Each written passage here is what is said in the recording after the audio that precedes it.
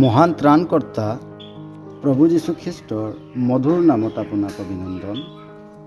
পবিত্ৰ বাইবেলৰ মথিয়ে লিখা শুভবাৰ্তা 7 অধ্যায় 6 পদত আমি এইদৰে পঢ়িবলৈ পাওঁ, কুকুৰবোৰক পবিত্ৰ বস্তু নিদিবা আৰু তোমালোকৰ মুকুতা গাহৰিৰ আগত নেপেলাবা, ই জানি সিহঁতে সেইবোৰক ভৰিৰে গছকে আৰু ঘূৰি তোমালোককো চিৰি পেলাব। প্ৰভু যীশুৱে ইয়াত ঈশ্বৰৰ বাক্যৰ প্ৰতি মানুহৰ প্ৰতিক্ৰিয়াক ব্যক্ত কৰিছে।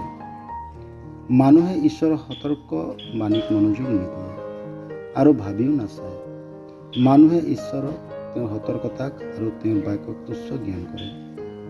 পবিত্ৰ বস্তু মুকুতা অৰ্থাৎ ঈশ্বৰৰ পবিত্ৰ বাক্য আৰু গাহৰি অৰ্থাৎ যিবিলাকে তেওঁৰ বাক্যক তুচ্ছ জ্ঞান কৰে।